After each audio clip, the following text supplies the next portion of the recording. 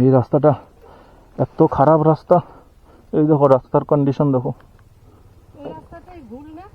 না না রাস্তাটা ঠিক আছে। মাকে বললাম হেঁটে হেঁটে আসতে, নাহলে গাড়ি টানছে না। ব্যাকের দিকে যাচ্ছিল গাড়ি, তো মাকে নামিয়ে দিলাম। মা হেঁটে হেঁটে আসবে, আমি গাড়ি নিয়ে আর অল্প চলে এসেছি, প্রায় 1 কিলোমিটারও নেই, 5-7 মিনিট লাগবে আর পৌঁছে যাব। তারপর থেকে অহলদারার এখান থেকে ভালো রাস্তা পেয়ে যাব।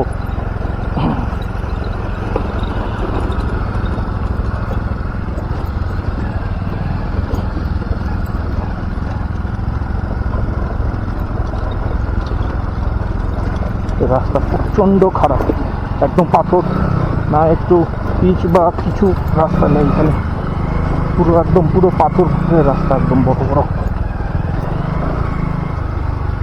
আমি একটু করে যাচ্ছি আর মাকে ফলো করছে, আর মা পিছনে আসছে হেঁটে হেঁটে।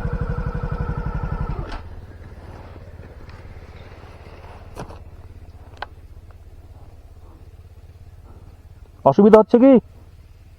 অসুবিধা হচ্ছে? হ্যাঁ হ্যাঁ খোলো। বরং এটা তোমার একটু ভালো হবে হাঁটলে, বুঝছো? হাঁটলে একটু ভালোও হবে।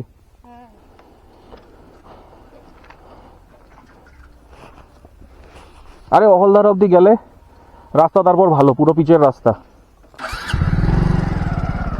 আরো অল্প একটু।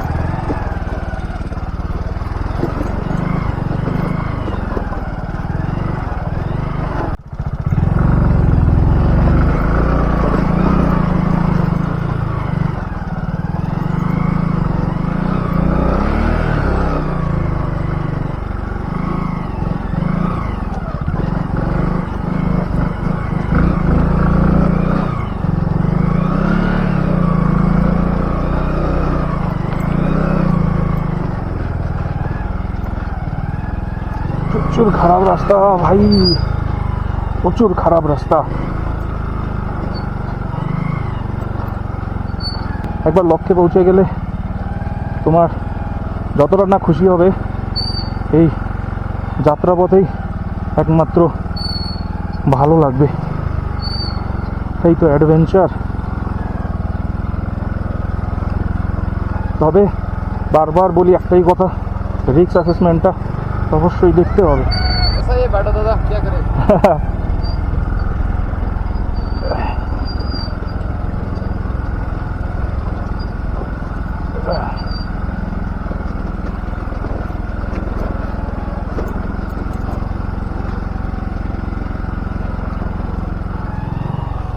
হয়ে যাবে।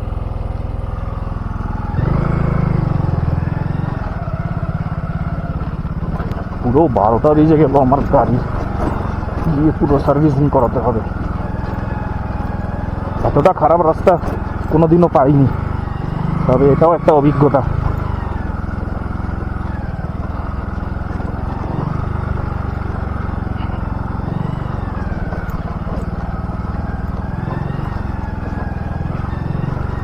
পুরো রাস্তাটা এটা এরকম অবস্থা, এই পাথরগুলো। এখানে যদি গাড়ি নিয়ে তোমরা আসো, বাইক নিয়ে, তবে ডাবল না যাওয়াই ভালো। কেন কি একটু আগে কিন্তু এই সেম রাস্তা এটা তো নামছিল, আর উপরে ওঠার মতন একটা পজিশন ছিল, ওখানে কিন্তু গাড়ি আমার পুরো ব্যাকে একদম টেনে নিয়েছে। তো সাথে সাথে তখন মাকে নামিয়ে দিই।